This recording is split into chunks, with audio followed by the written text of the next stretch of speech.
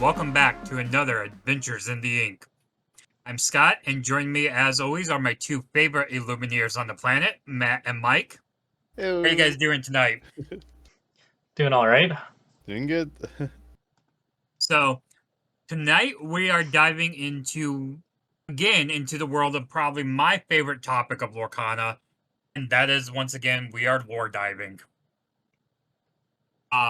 We just got 6 brand new stories posted to the Lorcana website, 3 of which deal with Ursula's return, and 3 of them dealing with the new Shimmering Skies.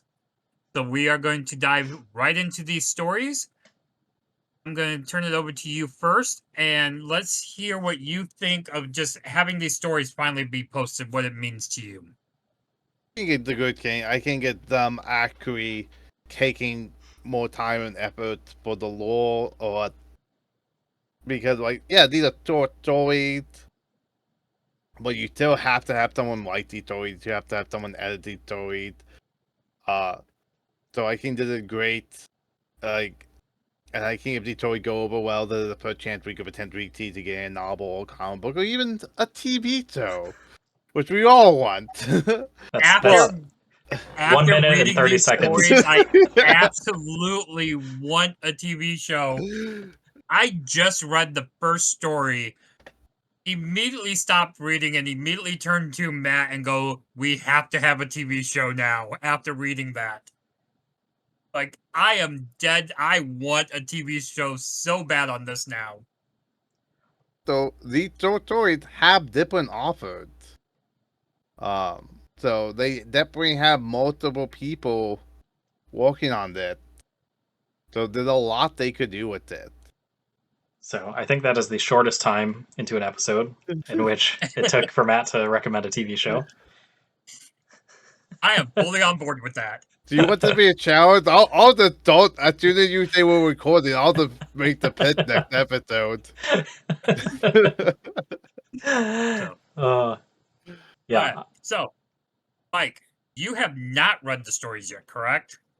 I've read, I think, the first 2, which just were, we'll get into it, but talk about Ursula's return. But yeah, have not analyzed it in depth like you have.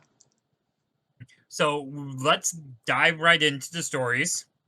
I will let Matt introduce the first story, and then you guys can let the audience know what's going on, and then I will just dive in with analysis afterwards. So the first story is when Hope World transformed. And then Mike, do you want to read the summary? Because Sure. I don't have that pulled up. All of us are very busy with our day jobs, so we had our intern Chet, GPT, come up with a 3-sentence summary for us.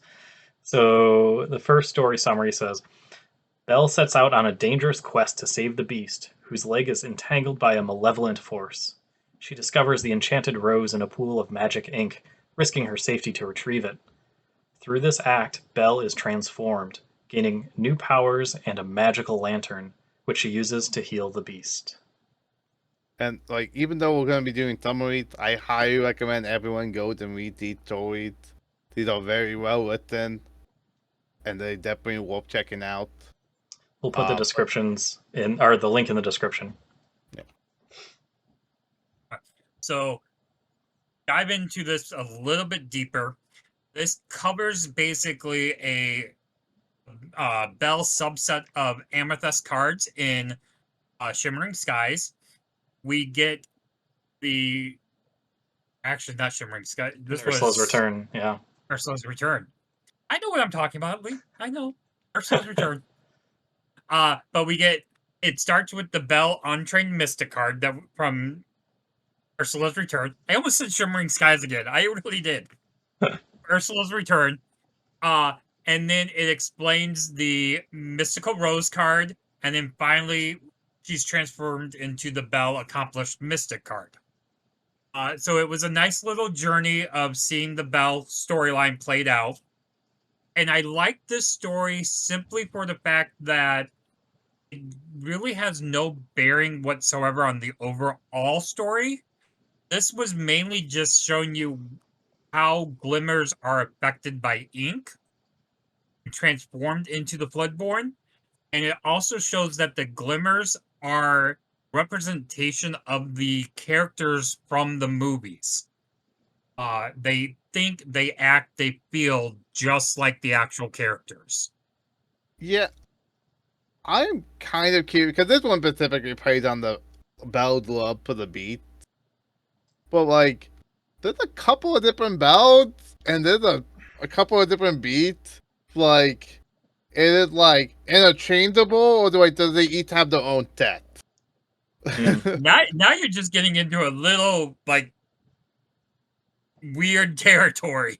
Oh, yeah, I'm just kind of curious because, like, at first I'm like, okay, like these other characters, they probably don't have a lot of the same emotions and stuff. And then this story said they have the same emotions, so I'm like, okay, so like, there's like 5 of you now, and then there's 5 of your boyfriends, like. I think you're thinking way too much into this. Well, it is interesting because I mean Matt does bring up a good point because as we see in the more recent Shimmering Skies cards, there's talks of multiple of the villain cards all talking or dealing with copies of themselves. Well, we had that in the Ursula's Return too. Yeah, a couple of Ursula teamed up together. Yeah, like, yeah, it's not completely out there, but I don't know. I imagine, I don't know, maybe Disney will go into the whole polyamory thing and I'm sorry, it did. The characters aren't having sex. Yeah, well, they're just cuddling forever. But I'm scanning over this, and I agree with Matt. You should definitely read these rather than just rely on your intern to summarize it. However, as I was doing so, I was reading the part where it's talking about Belle's kind of inner dialogue, where she's she's reflecting on what she saw happen to other glimmers when they're kind of overcome by the ink. And so to me, it tells me that these glimmers are a lot more sentient and a lot less just like robots following the Lumineers' biddings. So, and yeah, and the if you haven't picked up on it, arbitrary or the ink in it is the ink from the Floodborn that flooded from the Illuminaire and during the rise of the Floodborn. So I thought that was a good callback to know, like, no, that ink is still around. So like, we're still seeing new Floodborn, and it also I really like how like these are 2 different bell cards we're seeing, and so it's interesting to see that like these Floodborn cards do have a bait burden.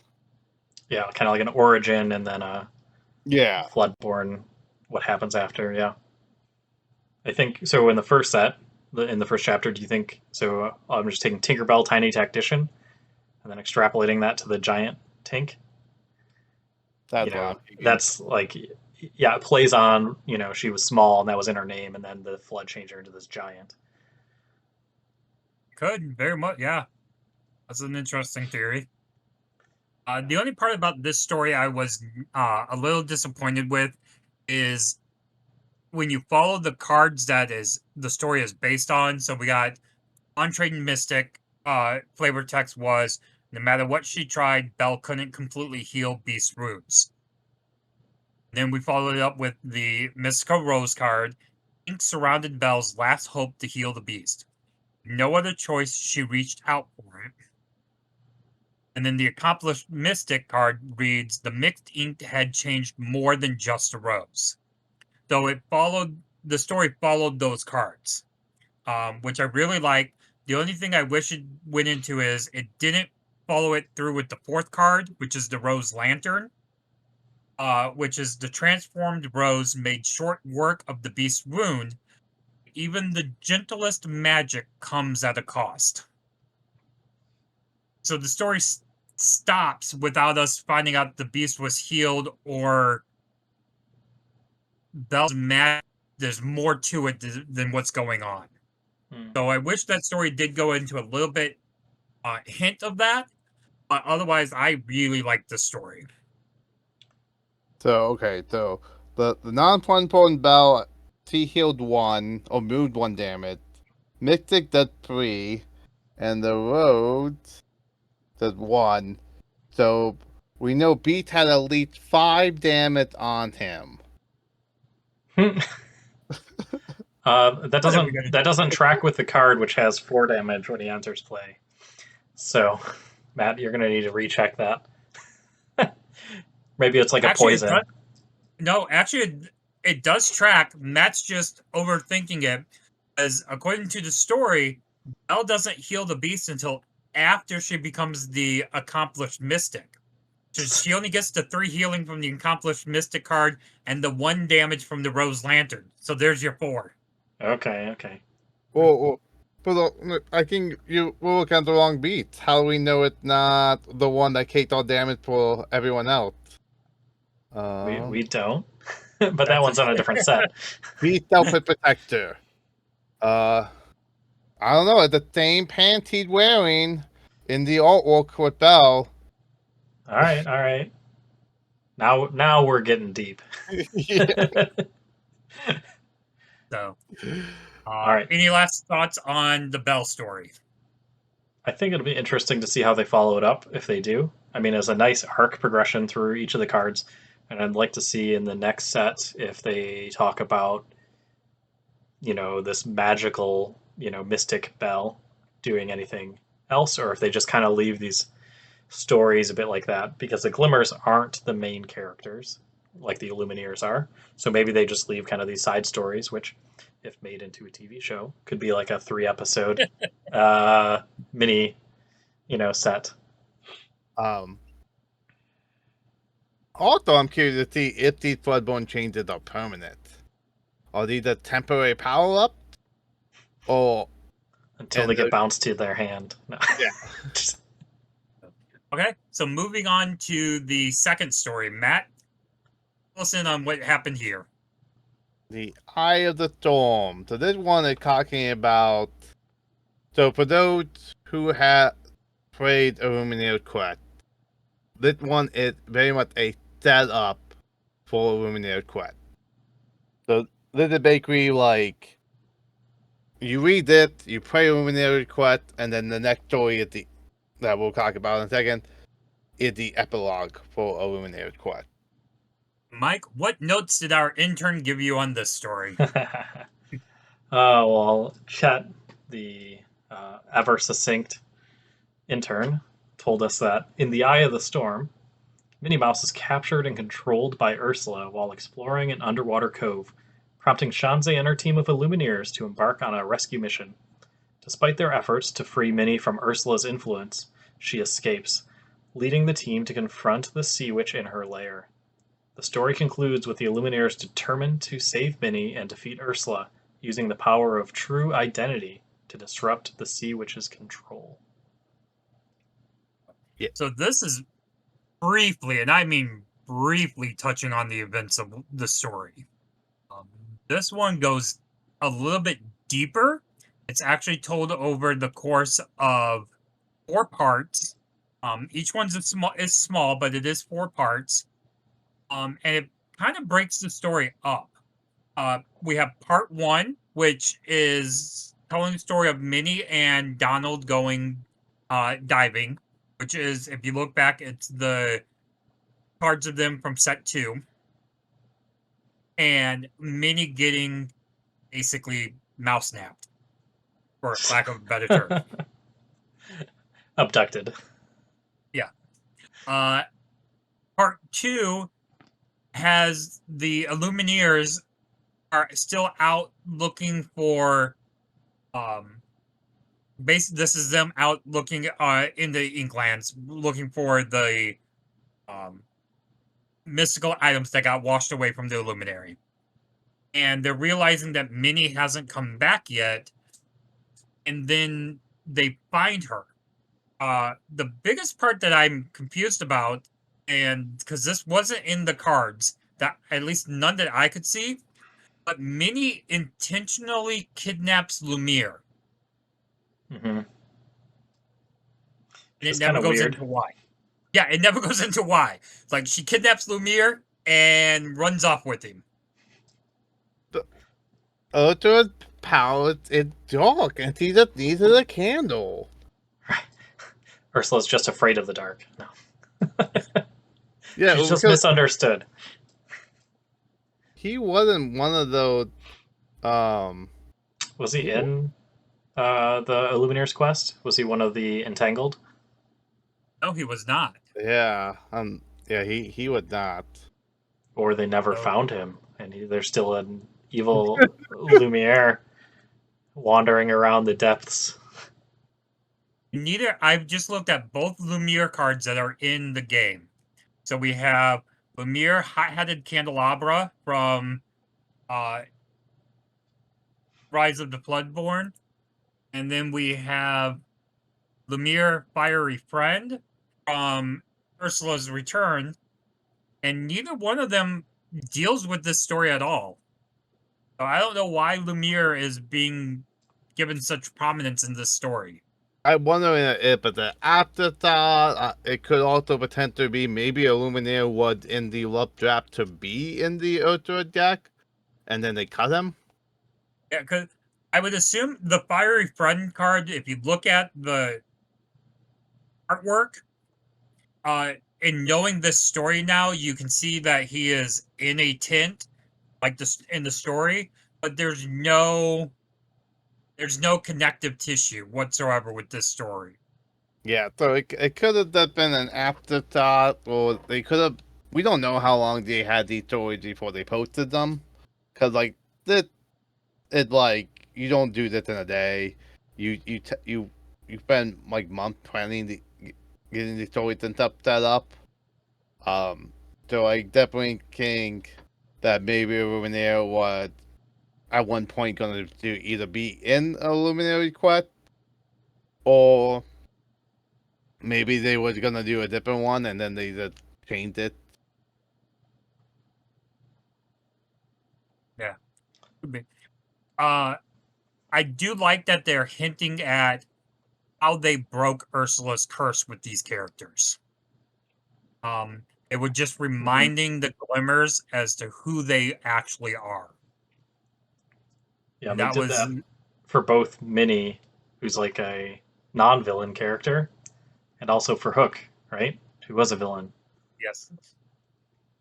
So Ha. it's nice seeing that this story of how the whole story played out, not just in the game, but just their idea of this is how Ursula was defeated and so forth. So it's a nice little touch to the story. It's enough to get you thinking what they could have said to all the other characters to get them to break the curse. Also, like weak, and but that my guess is it's supposed to be implied that they rescued the Luminaire before he got turned. So it's not like Minnie grabs him and then part 3 they're grabbing Minnie. So I think they might have accidentally left out the part where they saved the Luminaire. Yeah. Yeah, it could be. Yeah.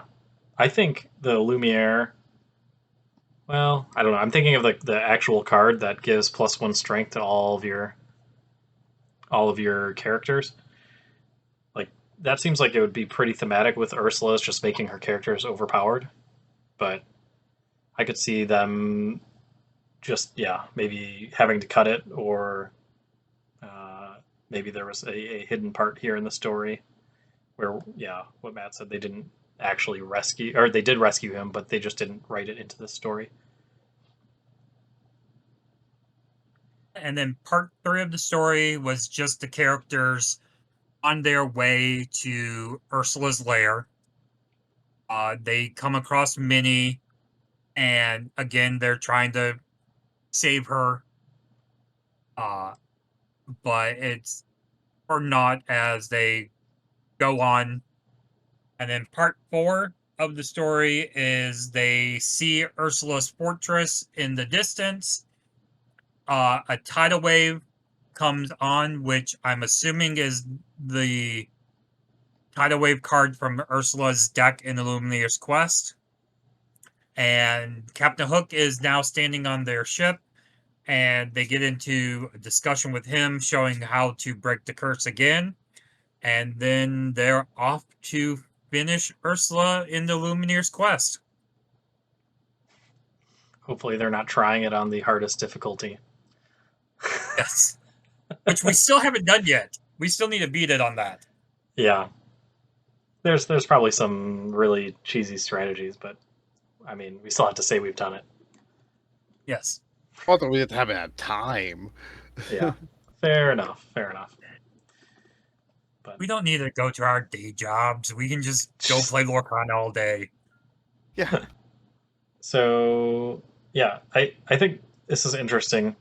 It's definitely more like the way that they get to the characters to potentially rescue them, or at least how it's talking about it here, is not as exciting as it is like when you're playing the Lumineers Quest Deep Trouble and you're like actually having to, take out and banish these glimmers that are entangled. I can imagine if you were just playing, it's like, okay, now the next person has to say 3 true facts about Captain Hook. So too, that brings up a lot of questions. Well, one thing too, I don't know if we mentioned it, but like they refer to them as Grimmer. They're like Mickey Grimmer or the Mini Grimmer. Yeah. They don't want people to think these are actually the real characters. But also, like, yeah, how does the Banting the Grimmer work in a fight? Because the Lumineers are definitely the stories haven't super touched what how if combat actually happens, but based on the game and the game obvious wording, these characters are fighting each other. So what does happen when one gets banned? I'm assuming you could probably resummon them because a lot of similar IPs and properties do have it where like you can just summon the same people. Well, according to the lore, to cast a glimmer using an Inkcaster, you have to have Stardust, right? And so I imagine you could, as long as a person still has the Inkcaster and Stardust, they could, resummon or recreate the glimmer. But when they say banish, obviously they want to avoid words like death and die and, kill. So I imagine it's kind of like an illusion kind of dissolves into nothing. Like it has some sort of actual real ability to fight in the physical world, but when you get rid of it, it kind of disappears into the ethereal.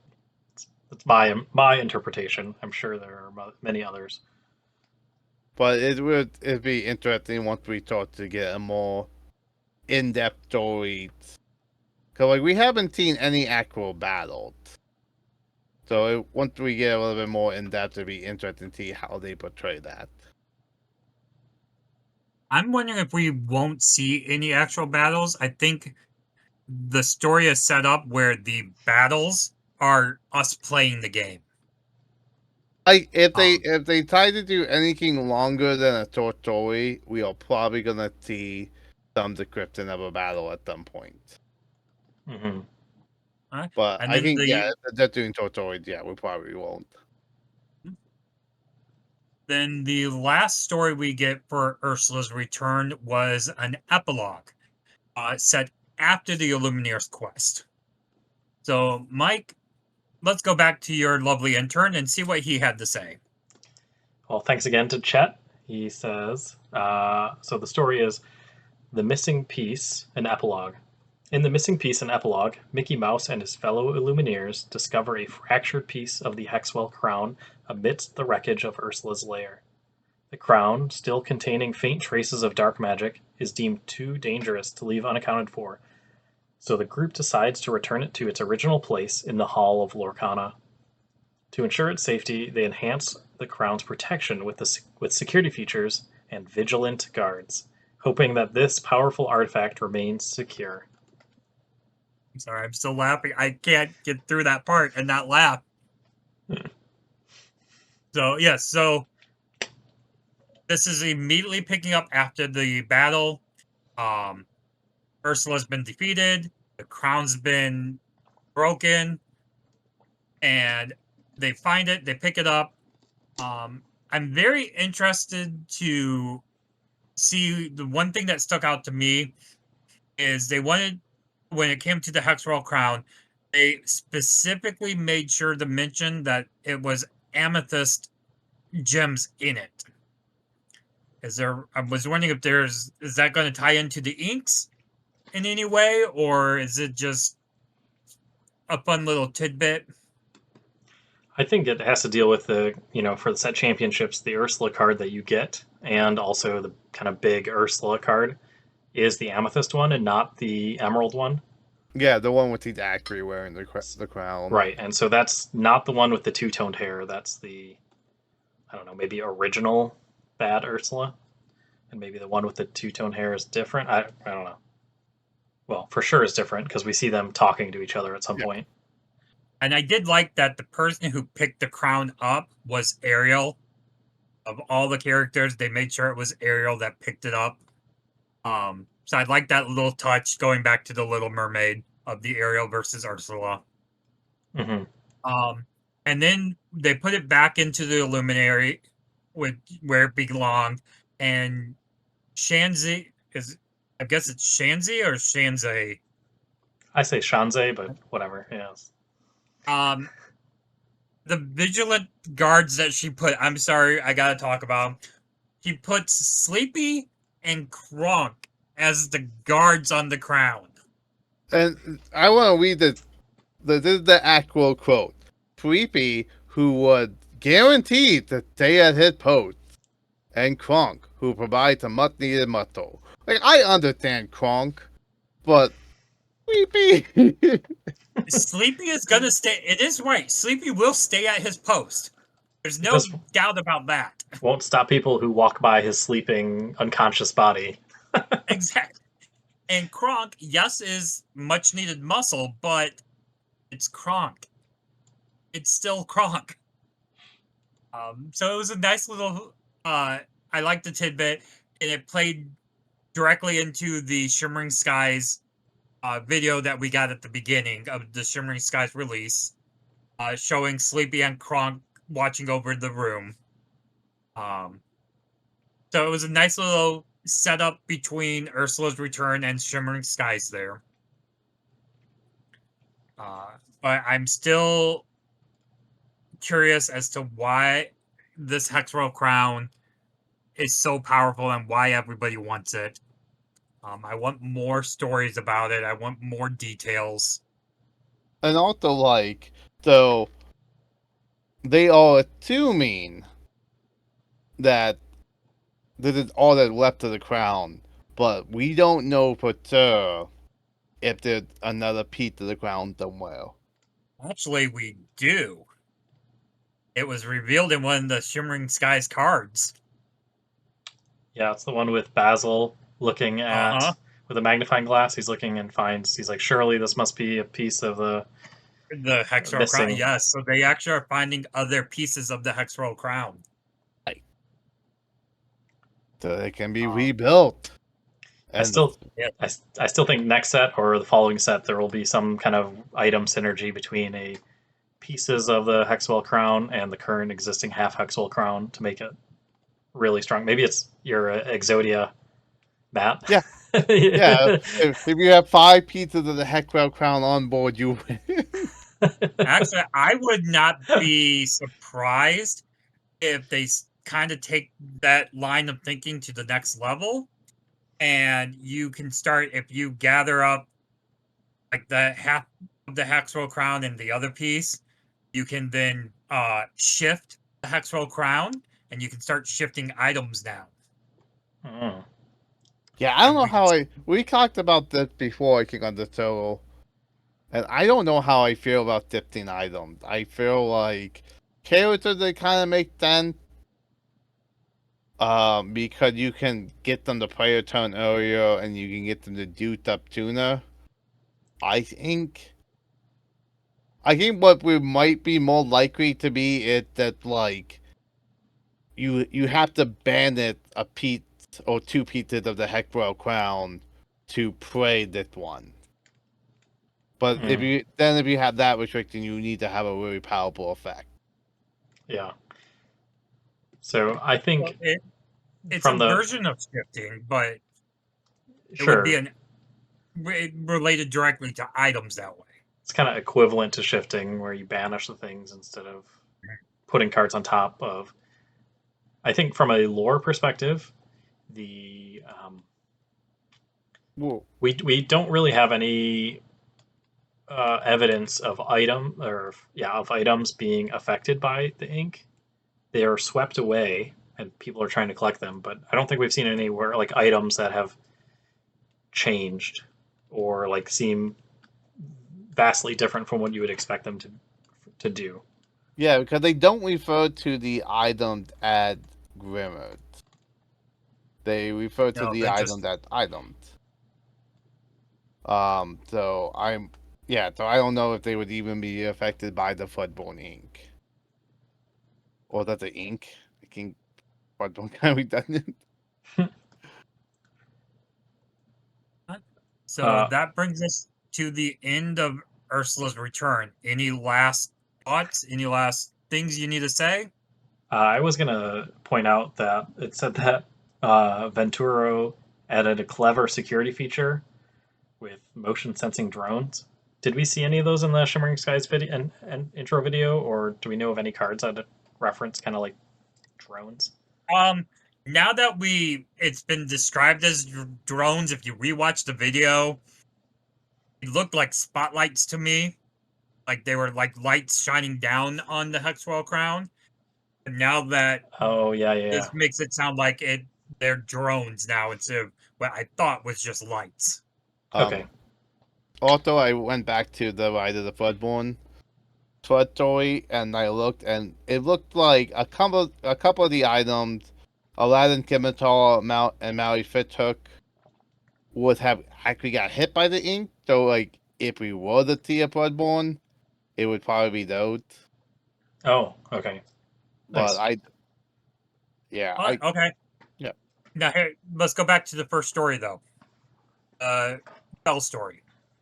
So Belle started with the mystical rose, and then when she went into the ink, the mystical rose transformed into the To a rose lantern. lantern. That's true. You're right. It's true. But also, we did But it not doesn't get. have shift. Yeah, we don't have Yeah. the tip mechanic. So, Okay. Storyline, it does show items can be shifted. yeah, I don't think we're gonna get shifted mechanic for items, but yeah, I definitely think we'll probably see more versions of the different items. Last thoughts, Ursula's return, storyline. I really like the Ursa Return storyline. It's probably the most exciting storyline we have. Well, it's the first one, but like that and the lore and the Luminary quest was very interesting, and it really wants me to get more lore from it.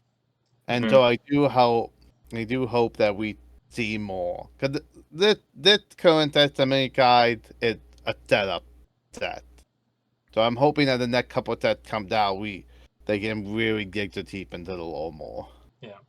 I like how they didn't tell you what happened during the battle with Ursula, and instead it's like, no, you are supposed to go play with your friends. Yeah. And you battle it out and you write your own story kind of. And Yes. this is how it concludes. I like that they are staying very true to the cards. So the storyline that we're seeing played out in the cards are playing out on the lore now, in a more detailed manner, and so we start seeing those connective tissues a lot better. But yeah, just having these lore stories are just eggshells, are not eggshells, but crumb drops. We'll go with crumb drops leading to I want more. Mm-hmm. It's just this lovely little tease, and I want more. Okay, so then we're going to, for lack of better words, we're going to shift into Shimmering Skies. And the first story we got is kind of a in between story of the story we got in the video of Shimmering Skies. Oh, it filled in what we saw during that video in a little bit more detail. So once again, let's turn it over to our intern, which All right. I don't think we're going to get tired of saying at all during this video. Chet decided to summarize the vision or a vision of discovery as follows. Merlin, after being struck on the head by debris from the Great Illuminary's collapse, experiences a vision revealing hidden magical artifacts known as chromacons. Together with a group including Scrooge McDuck, Donald, and Moana, Merlin discovers a secret room containing the sapphire chromacon, but a mysterious figure lurking nearby suggests there may be more to their mission. Realizing the significance of their discovery, Merlin and his team decide to deliver the chromacon to Venturo, all while remaining cautious of the potential dangers ahead. But what it leaves out is kind of what happens in the video. It recaps it here in the first paragraph of this story. Is the Great Illuminary is crumbling. And I'm kind of liking that the fact that they made it a little bit more specific. It's not the entire Great Illuminary crumbling, it's just the tower of the central tower is what's crumbling. I mean, like, yeah, I have to rewatch the video to see. Yeah, but The video makes it seem like it was the entire Great Illuminary coming down. it probably was, but they probably typically mentioned the tower because that's where they cook plates. Yeah. And a bit of it hits Merlin, which gives him his vision. And he actually sees the Amber Chromacon, which plays out in the video. They find the Amber Chromacon and they give it to Martin. And then it goes into the story of them going on the quest and finding the Sapphire one. I like the characters they chose. It's a nice little mix. So we got Merlin, we got Scrooge McDuck, we got Donald, we got Moana. So it's a nice little mix of characters in here that normally we don't see together. But they're all still like hero characters and not villain characters or allies. Yeah, so I like the concept of you get some fun mismatch. That the best part about the collab, it's seeing characters that would from different stories interact in fun ways. Cause like, yeah, how would Moana and Merlin get along? I just find it funny that in this story, Moana is the muscle. Yeah, and then also like Scrooge McDuck is here, which makes sense. He's a treasure hunter. Yeah. But like, and also, how is Merlin and Scrooge McDuck gonna get along? Like those two, I can see those two getting into some bickering matches. Hey, Scrooge has put up with Donald for how many years now? I think he can handle Merlin. But now it does raise the question of how important are these chromacons going to be to the story, and exactly what the 6 chromacons together do. Yeah, and one thing also, they have what the power of these all in a different article they did, going more over them, like the amber is for healing, amethyst is for imagination, emblem is for cunning, ruby is for courage, sapphire is for wisdom, and seal is for strength. And I think this is the best representation that we got of what each color means. Mm-hmm. I like because most of those descriptions are on the chromacon cards themselves. That's the flavor text. You just simplified all of that flavor text into short words, but it works. All right, I had to look up what the Sapphire one did again, and that's the one where you exert it and banish one of your items to gain 2 lore. With them. Which, yeah. Typically, I would associate like more cards with like a card draw with wisdom, but I guess this makes sense too. Like, no, card draw is imagination. You need Yeah, imagination to draw and summon these illuminaires. I get it. Your hand is just your ideas. Somewhere there's a game developer like he gets it. Yeah, right. I'd like to say that the first two found are Amber and Sapphire, best two inks. No, No. it's a hidden Nope. hidden developer insight that they want you to make a deck. Amber, Sapphire. They're still waiting. Amber is still the one the one ink I have never built a deck with.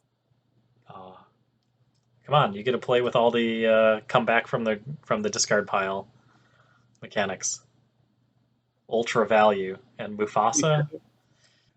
Yeah, if I had a full playset of that Amber Mabata, I would 100% have a Mabata deck built. I think I'm gonna bring one out of retirement. I'm gonna remake the Princess AK with Hades deck. Anyway. Yeah, I think graveyard just need a little bit more payoff, and I think Amber graveyard deck is gonna be a thing. Yeah. Well, all right. So you guys said that there was another article about the Chromicons. Did they like emphasize any more about? Is that true? Someone said that, right? I'm not Yeah, imagining. so Yeah, I'll send you the Okay. link. Yeah. They don't. So like what I said or read, the Amber for healing and blah blah blah for the that it word for word from that. Oh, okay. I thought maybe it went a little deeper into the lore, but okay. Nope, it have a really nice artwork with I think to be a playmat with all the Chromicon together. I can probably Mhm. look on Etsy. Someone probably made it the playmat. Hmm. Uh, I'm but no, wondering. Oh, they go did. ahead. So did what that I think that's a preview of them before the tech came out. Yeah. So they did to look at them all. But yeah, it said each of these 18 Chronicons hold within its special power to aid the Illuminated in the quest to restore the Great Illuminary and protect the realm of Lorcana from future threats.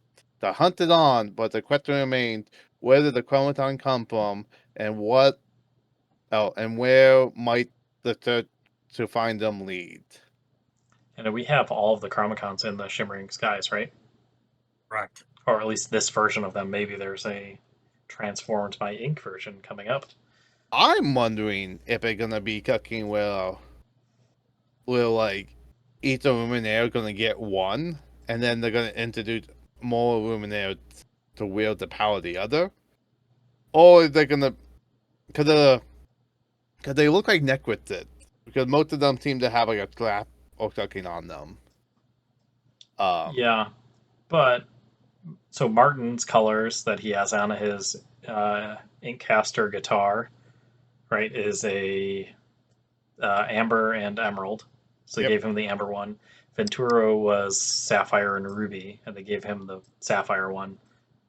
So yeah, it'd be interesting if they introduce more Luminaires, but I'm guessing they're just gonna, if they do more story, they're just gonna give the emerald one to Martin and the ruby one to Venturo. So Sorry. based on this Oh, there's story, all possibilities. Yeah. all we know for sure is the Chromicons are what Merlin believes they need to restore the Illuminary back to what it was. Hmm. So we'll have to see where that story takes us. It does give us a hint that they are being followed by a tall, slender silhouette. I know the next story kind of hints as to who that might be, but who is your thoughts as to who it could be? You know, I'm trying to think who fits that description. I imagine it's a villain. Yeah, so we're gonna be a tall and trend of like, that Could be Yzma, that Yzma, yeah. it could be Madoka, it could be the Queen, it could be Maleficent. Yeah, there's a A lot of. lot of, It's a lot not of Pete. small kitty villains. Yeah, it's not Pete. He's not skinny. Uh, Unless it was a Floodborn Pete that was like, skinny Pete. Pete on a diet. Yeah. So yeah, that's pretty much what happens in this story. Anything else you guys want to talk about real fast before we move on? No, I just like, each one of these you can totally, as you're reading the stories, you can see what the card is, or you know what cards they're referring to. So it's really cool to see those cards and the art in those cards, were clearly designed from this story, or the story was designed from the art. But one way or the other, they're integrated. Yeah. Sorry, as we're talking about this, and I'm preparing for the next story, I just had a thought, and so my brain's going down a rabbit hole of lore right now. Now, Yeah. Crew did the only one, I think, in the Timothy Guide story that did not have a called in Timothy Guide. Scrooge, yeah, he has one. It's not a Scrooge McDuck card, but it's what is the name of the card? It's the picture of him with a map, and he said, "I can't believe I paid 1 whole penny for this." Yeah, it's the Scrooge Aficionado of Antiquities. Oh, it is a Scrooge card. Okay. Yep. And it's actually the Scrooge with a map, which is the part of the story of them using the map to find the Sapphire Chromacon. Right. Yeah. The other thing that I noticed that they dropped in here that they didn't talk about was the Moana interpreting the map as pointing to the sea, because everything that she reads is always pointing to the sea. Back to her character origin story. But they don't really talk about that at all. Okay, the app had button because I took the Crew code and that code did not pop up. I am curious. With the map, it does make reference to a symbol that pops up in the corner of the map. And on the Scrooge card, you do get to see that symbol. So it's going to be interesting to see if that has any meaning. Is that the little kind of looks like a lore symbol with a kind of like a circle, 2 circles connected on the bottom underneath it? Yeah. So it's going to be interesting to see if that means anything. And the only hold on. In the background of that, so coming from the light behind that bookshelf that looks like it's opening on the Scrooge McDuck card, does that look like a staff, a hypnotic staff? Yes. In the background? Yeah. So yeah. I also see a ship, but I don't know. It just happens to be the only thing that you see on the bookshelf that's not a book. So, who is the shadow underneath the staff? Underneath it? Ooh, that's a good question. Yes. The smaller shadow. That honestly kind of looks like King Candy, is what I would guess. That's who I thought it was. It's a little shorter, got a little crown on the head, but it could. It'd be an interesting combo. Yeah. Other people said it's just a really badly drawn Basil. I don't think so. I don't think there's anything that these artists don't put in here that's not intentional. Yeah, it's interesting. I think it's King Candy. Speaking of the beta Megabyte Graph, I'm pretty sure that piece of crown he's looking at it when we get to the next story, it's probably the crown that they have locked up, a piece of that one. So I don't think they found any more other than what they found at the Earthwood base. Well, let's go on to the next story. This one has me thinking. My wheels are turning as to what this story means. But this is a little side story. It doesn't directly tie into the overall story right now. This is kind of like a preview of something coming. So let's turn it back over to our intern. All right. Days and the Nights of Peace. The story describes a fortress in Lorcana guarded by 7 noble knights who emerge with a rhythmic chant and a sense of duty to protect the realm. Despite the apparent peace following the defeat of the Sea Witch, the knights each take up their separate posts to maintain vigilance over the land.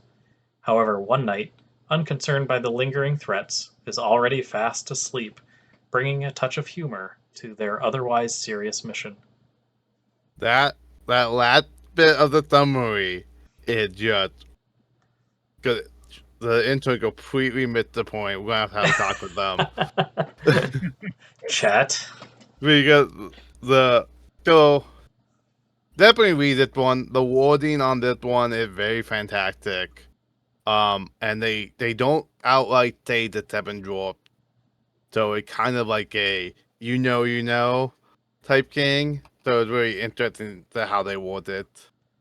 Um, but the what but the like at the end it says all the night except for one because although the gawk may never sleep, one of the nights is already snoring, and also imply that sleepy is at the greater luminary also, as we know. What stood out to me on this story is the middle paragraph. And I'm going to read the middle paragraph as is written. With a rumble, the massive door swings open until it comes to a rest with a boom. Out marches a procession of knights, 7 in number and noble of appearance. Their armor glints as they cross the well-trodden bridge, their marching song ringing through the canyon, of a reluctant king who called for a celebration beneath a bruised illuminary, of a crown that was far too large for his young brow, and of his royal charge to protect the land surrounding the festival grounds, for the dark never sleeps. I'm reading this, and this is that little deep dive lore that I was looking into.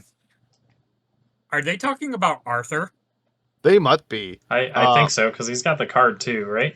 Yeah, he got the card with Yeah. with the big crown. Also, when you search knight in the app, Arthur popped up, but he is not a knight, and none of his there's nowhere on his card that said knight.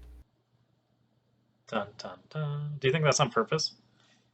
I don't know. I'm wondering if the at one point in time meant to him to have the knight keyword. Or he had flavor text that's Yeah. there? It does, because it actually does say knighted on his card. Oh, So that's why. Okay. It did search for knight that way. Oh.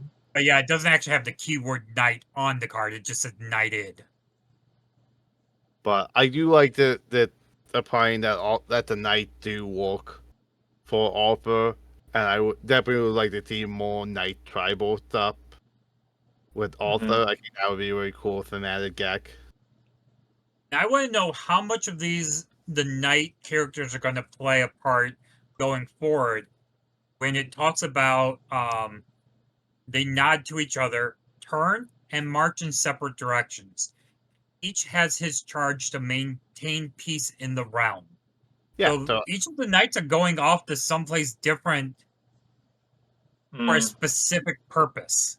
yeah. So it could potentially be wherever there's a major event now in the story, they're going to happen to be a knight there. There'll be a different one. So yeah, it's going to be interesting to see how much these knights actually play a part in the story going forward. Also, the story Except have for a one. much bigger picture of the artwork on the dwarf portrait, and this is fantastic. And there's so much detail on here that I did not know this. I didn't either until they blew this picture up. I love this card. So I'll try to describe it as best I can.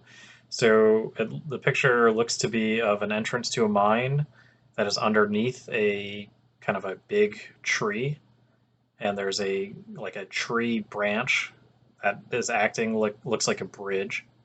And on the door to the mine it looks to be a wooden or carved door of some sort with an image of Snow White carved out the top half of her body. And on the left and right sides, kind of that door, you see images of the dwarves. And I think that's all 7. I am only counting 6. Yeah. I'm only counting 6, but Okay. it could just be because of the size of the artwork. And and then underneath that kind of door, like there's the kind of the ground that this mine entrance is on is also carved into the hill. Pictures of the dwarves kind of with their arms up, holding up looks to be a walkway of some sort. So it's really cool art when you look at it in the detail. This didn't get an enchanted, did it? Oh, I don't think so. Like, Snow White did, but I don't think. I don't think so. No, no. The tailed one with Snow White and Alper, and the Bad Aeon is the non-character. Yeah. Okay. Ooh, what is that? On the actual card, you actually see more of the picture. So it has a nice little signpost and a pickaxe that you see too. Okay. It's a giant pickaxe. Oh, is that? Ooh. Sorry, my mind's just racing. I keep playing different story scenarios. All right, let's move on to the last story. Wait. One moment. I need to check something. Oh, it's not. Ooh. Can you see it in the big picture? You can see it in the big picture.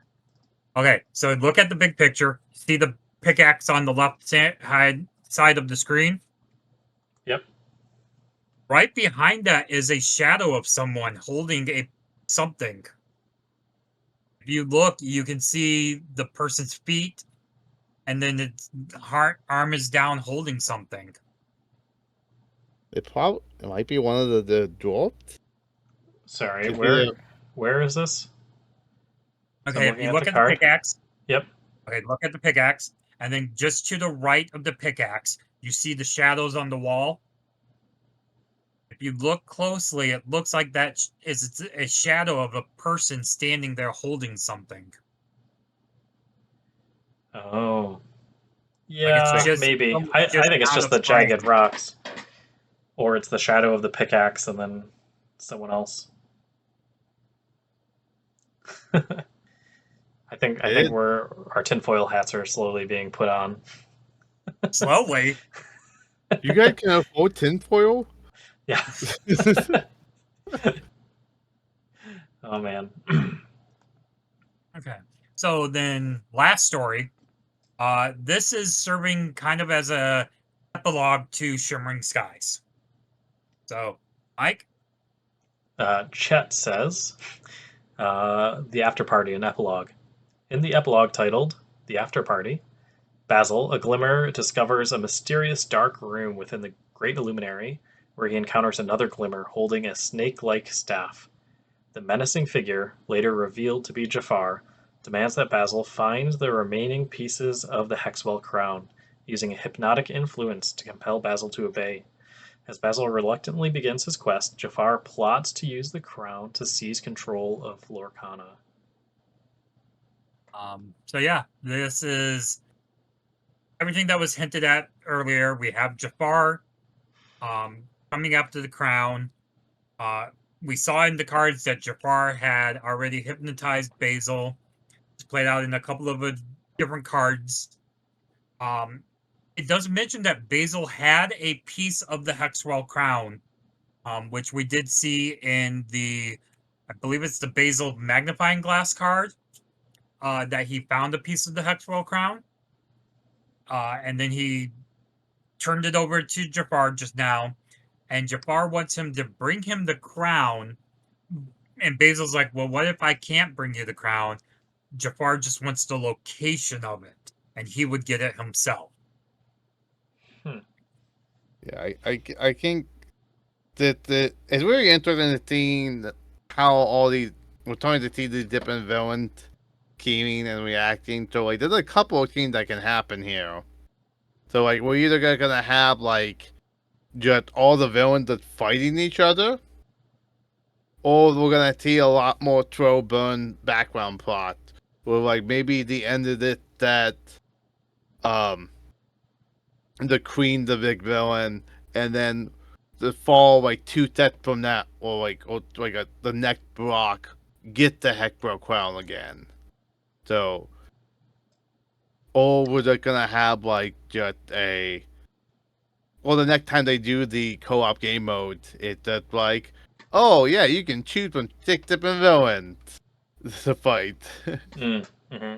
Like each one has a different difficulty, or just Yeah, a different path. typically I kind of like it's a different difficulty. Like in the current Illumineers quest, there's the 4 levels of defeating Ursula. Each villain would be just a different difficulty. Yeah. Mm-hmm. all the different variety. Yeah. That, It would be but Oh, I was gonna say it'd be interesting. So if each villain had different kind of abilities or powers, kind of like Ursula had a different deck, but your challenge was to beat all 6 or whatever number of villains using the same set of decks. that could be fun. Like you actually have to like plan against different styles. Also, I am just waiting for them to like either meet the original Lumineers or find something that's like, under no circumstance do you create Grimmer the villain character because they're gonna turn on you. Yeah. Yeah, it does make you wonder. These villains obviously had been created by somebody. Yeah, and also, too, is that some of the Grimmer the Luminaries had to create, but like Mickey Mouse and like the Magic Broom were at the Luminary Tower when the Luminaries got there. So there was some Grimmers running around that they didn't create. Yeah, like Ursula was already running around. Yeah. Mm-hmm. That's who got Martin to release the flood. Yeah, it's going to be interesting to see. I'm curious as to why they're highlighting Jafar so much in this story, when we also know, based on the cards, some of the other villains are out there doing stuff. Yeah, like So- the Queen of Gathering numbered, Malika the Spell, have the Trident. I don't think we got anything from Hades did that, but Latte, Hades with Pranny cooking. Mm-hmm. What other cards? So the queen depend like the actual mechanics on the card depend on you having more queens.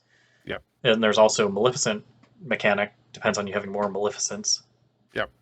And also Pete had that. Pete as the synergy with other Petes. So yeah. So I will absolutely love if they give us a villain gang war. And that villain versus villains. What if each deck in the next Illumineers quest is just in deck entirely of different versions of Pete and the Queen and Maleficent and Jafar? Yeah, it's a battle royale. You pick a deck based around each villain and you just fight with them. And I am here for it. Just like let me see that the bunch of the queens just running around and beating up Pete. Mm-hmm. And then all of a sudden, getting him out with him to come and like run over both of them. I'm just picturing, that scene in Anchorman where the news crews are battling. It's like, Brick, where'd you get a trident? Magica, where'd you get a trident? Yeah. That's what I want. I just want a giant king battle of all the villains. Oh man. Oh, that would be great. Well, I don't know. We'll have to see. Well, do you guys have anything else about this last story? No. My head is just running through possibilities. I'm already trying to envision, with the small clue we got from D23 about what happens in set 6, how it ties into the story. So my mind's just racing with possibilities. Yeah, so we know that the next had a pirate theme. So my guess is they're gonna go on a journey to find the other Chromicons. Because they don't worry about a lot of the other villains and stuff going on. Right. I'm wondering what is out there in the sea, right? Because they were already kind of under the sea, but I'm fighting Ursula. They were under the sea, and Moana just mentioned the map is leading towards the sea. Right. So is this another maybe Captain Hook or some? I don't know. I don't know who else. Like there's the John Silver. Yeah. John Silver was more space. Yeah, well, it's just- I mean, the sea just drifts off into space if you go far enough. My question, where my head is going right now is set 5 is Shimmering Skies. We know this next set is the sea. Oh, is it more Are we, alliteration yeah. or like the Are we hitting the different? Going to be hitting different elements now? yeah? I mean, Shimmering Skies is right. Celebration. It's like fireworks. It's drawing your brain to that. This Yeah. is definitely nautical. Is going to be the next one, or some kind of like. I mean, there is for so far they're doing like 4 block for a story. So we got air, next we got water, then we're probably gonna have land, and then fire. The land is the mines, right? You know where the seven Yeah. dwarf knights came from. Yeah. And fire could reference Hades in the underworld. It's Lumiere. Oh my god. Yeah. Lumiere, the villain who never got found. Yeah. Yeah, we'll go to the underworld. Let's have a whole set dealing with that. That would be good with the graveyard mechanic up. Yeah. I would absolutely love to see an entire Bloodborne of hero characters as villains. Ooh. Yeah. Yeah. I don't I know. would love to see that happen. Would Disney allow that to happen? Is that like something that they're like, we got to protect our IP, and you can't have Mickey Mouse with like a, you know? Honestly, they're distancing themselves from Mickey anyway, but due to like losing copyright. So like I can see them being okay with it. But yeah, like I think they've done some stuff like that in various other stories before. Mhm. And like they're starting to do a lot of like young adult novels that have a lot of playing and shifting of their IP stuff. So I Okay. would not be surprised. I love the Twisted Tales books. Yeah. I absolutely love that series of novels. Okay, so they're not afraid of branching out, is what you're saying. I don't Yeah. think they are. I think we'll probably be. And so far, what I'm hearing is like they are giving Ravenberg so much freedom with these characters. Basically, all they're doing is like you can have this IP and you can have this IP and you can have this IP and then do whatever. Hmm. Yeah, I imagine there's a lot of collaboration. It's of like, hey, here's our plans for the next story, and then Disney will say, yeah, we don't want you to use this exactly like this, or So that was what I heard people speculate, but like from what I heard that from interviews and stuff, that basically right now like they're getting a lot of freedom. Like Disney is just telling them that like I'm sure like they probably like send Disney a copy and Disney probably like a thumbs up. yeah, Yeah. But I actually got to talk to one of the designers when I went to Gen Con. hmm And I only had like maybe a minute with this guy because everyone that was working the Ravensburger's booth was like crowd control. Yeah.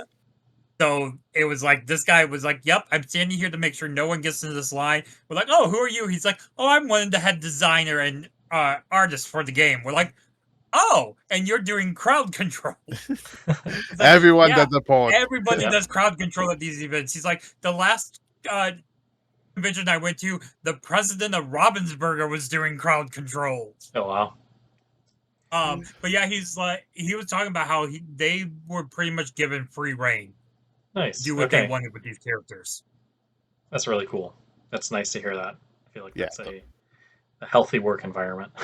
So yeah, I definitely can see that maybe eventually we'll get a set where they turn. It would be fun to have like cooking happen.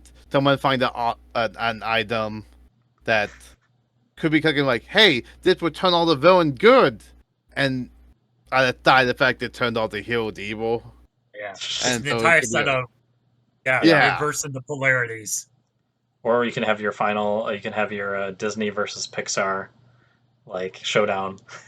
Just fight each other. Disney's gonna win. Pixar's going down. Yeah, Disney have the numbers. Yeah. Like Pixar had some heavy hitters, but like just Okay. Disney the I much will give you. older company. I will give you. Jack will survive. Did Yeah. you like Jack? And like, Lightning McQueen is like gonna run over Run over. people. Jeez, this is getting dark fast. You put him on the Sugar Rush, the raceway, and it's just like, it's like a one-sided Be Prepared, just run over all opposing glimmers. Oh, the new Maybe Be we need to Prepared. go start working for Ravensburger at this point. I'm pretty sure this is how they disqualify us from working for them. I thought they put all audited tape for them. Yeah, right, yeah. Okay, before we go too far down the rabbit hole and completely lose ourselves in Wonderland, any last thoughts on the lore stories that we got for Ursula's Return and Shimmering Skies? I think they're doing a good job. I think they definitely have a very clear picture and they have a very interesting story planned out. We just need way more details. Mhm. Like right now, the telling stories like how Magic the Gathering told stories, and I don't like that. I need more. I want the, Yeah, I Do want you them want to a be TV doing show? well, or they could be doing how L5R are doing it. So Legend of Five Rings, specifically the deck building game. Oh, I'm sorry, the living Living card game. collectible, yeah, the living card game. Every um every pack they released had a new story, and they were posting new stories on their website.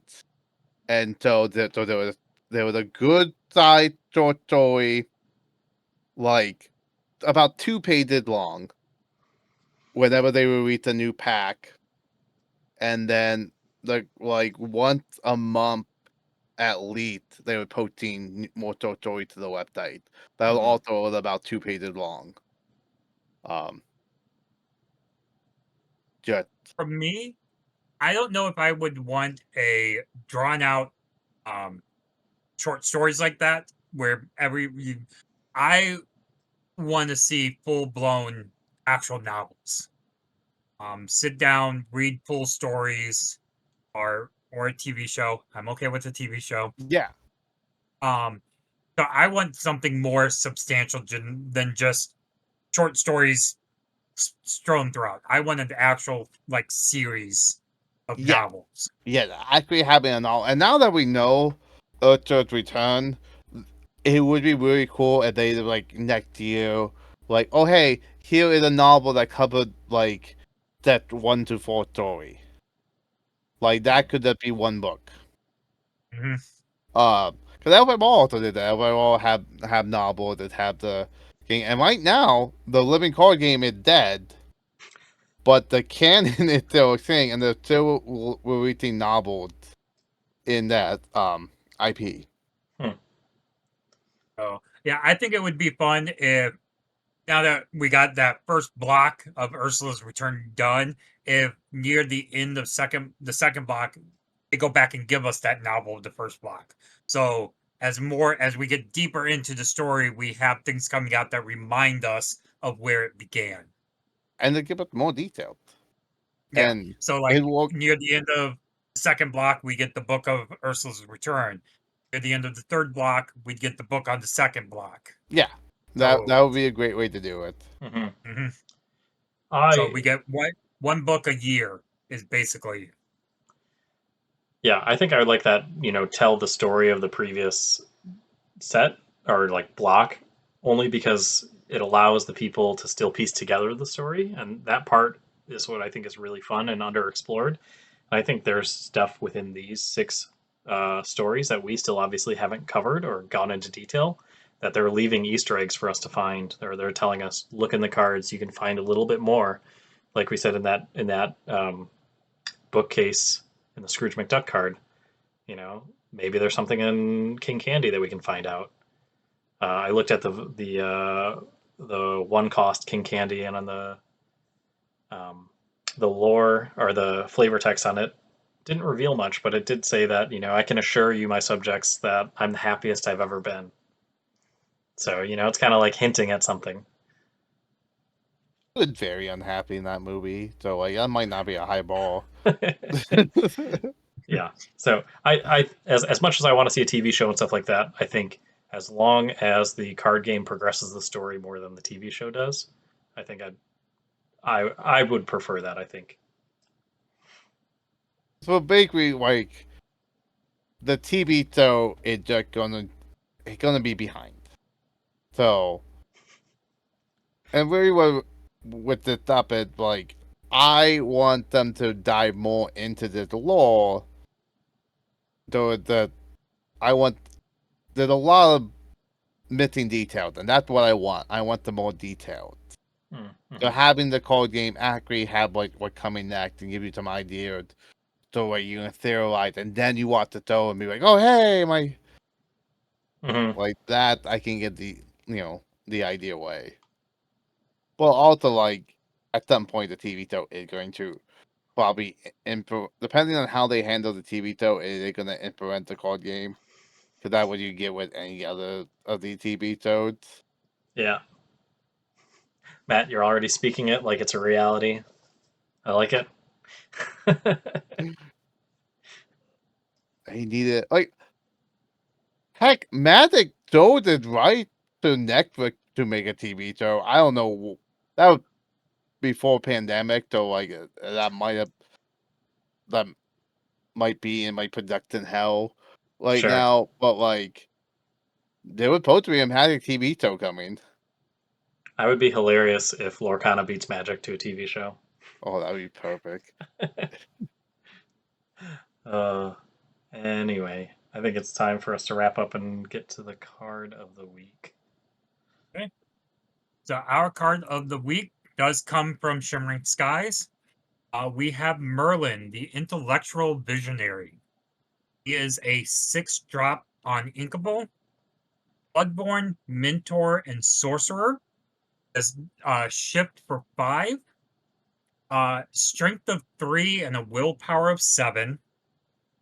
You can quest for 2 lore, and he has the ability of the overdeveloped brain. When you play this character, if you used shift to play him, you may search your deck for any card, put that card into your hand, then shuffle your deck. The artist for this card is Jake Parker. So we're going to start with you, Mike. Your thoughts on Merlin? I think it's a really fun card. This is the only card I believe that lets you look for any card you want. However, I think the hardest part is that it requires you to shift, and shifting automatically makes you kind of already one card down. So when you play this, although you get to get any card from your deck, you're still kind of at a net 0 for card advantage. But for 5, a 3/7 is pretty tough. Quest for 2 is great. And the fact that this enables a new type of deck to be made, which is kind of a toolbox deck, I think is really cool. I don't know what color I would pair him with other than Amethyst, only because that has the best Merlin cards, but all of the Merlin cards that exist that people play are the ones that you kind of don't want to shift onto because they have great leaves the battlefield So effects.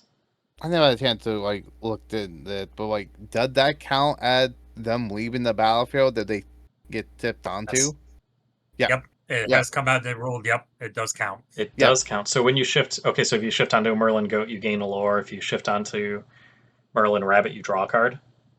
And then Yeah, because they also Okay. you're running the Malaman Bounted with them. So you tipped him, you get to put any card you want in your hand, then you play and you bounce this Merlin and the one you tipped it onto back to your deck. So you play the goat again, and then you tipped him again. Like Yeah. there's a lot of possibilities here. I think the main difficulty with this color combination is that the removal is pretty scant Yeah. in those two colors. Like any removal you have, it has some sort of drawback. You have Befuddle, which is just highly limited to the cost of the card. You have Let It Go and Down the Rabbit Hole in Sapphire, which gives your opponent more ink. You have You Yzma, which draws your opponent cards. Does Amethyst have any? Hades. Yeah, Hades again gives them more ink, but at least you get a body. Yeah, but at least with Amethyst though, you have a lot of like challenger, and you have a lot of like, and you have the Merlin Crab, so you have way to bump up and Yeah, you go for the challenge stuff. with the Madam Mim cards, you do have board presence. Yeah. At the sacrifice of tempo or a lower cost character.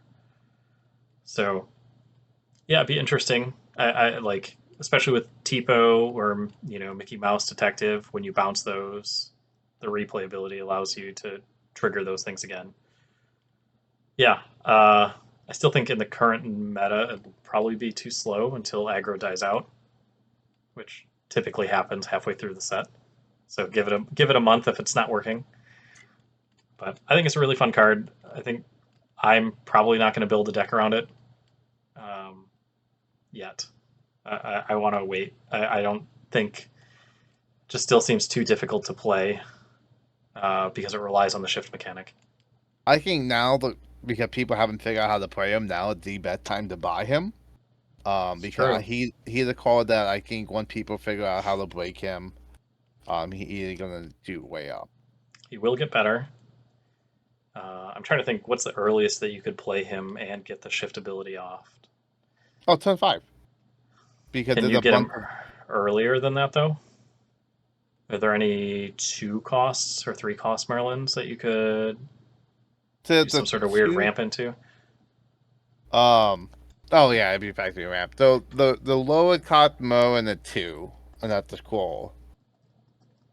So you play the scroll, turn 2. You ramp on 3. And then like shift on 4. Yeah. So yeah, you could potentially get him out turn 4.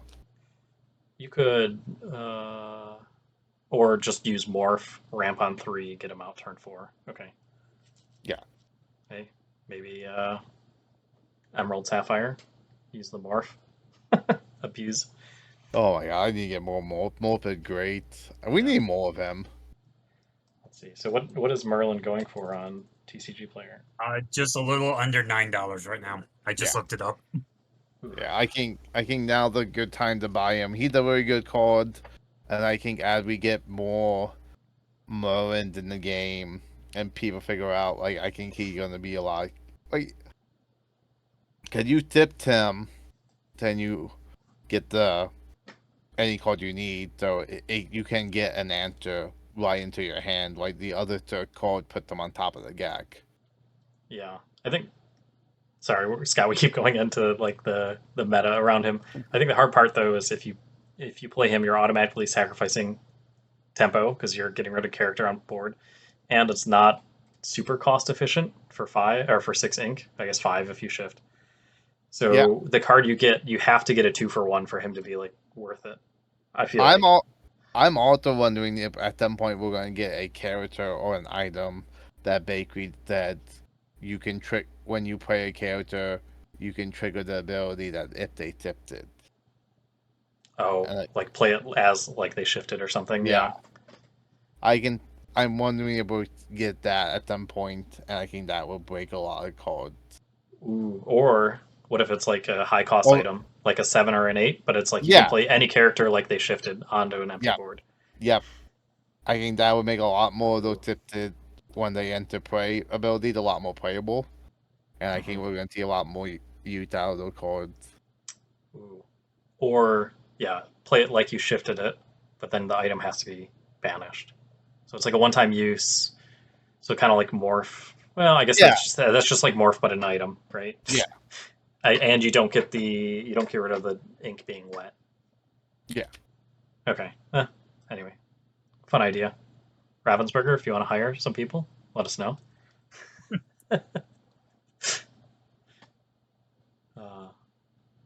To me, it's lore.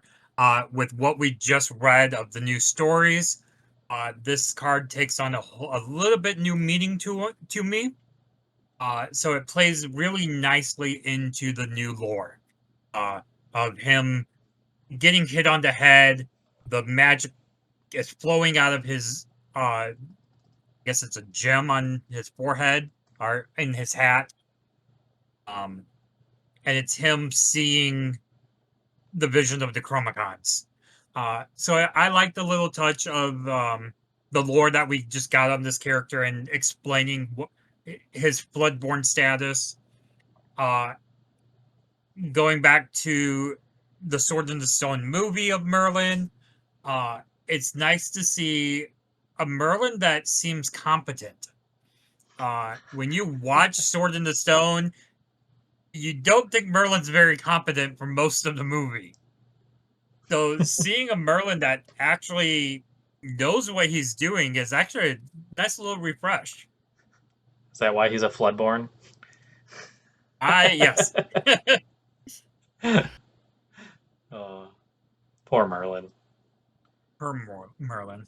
Yeah. But yeah, when you go back to look at all of the Merlin cards, Merlin that when I look at the cards, the one that sticks out to me as the most like Merlin in the movie would be the other Merlin we got for Shimmering Skies of Back from Bermuda.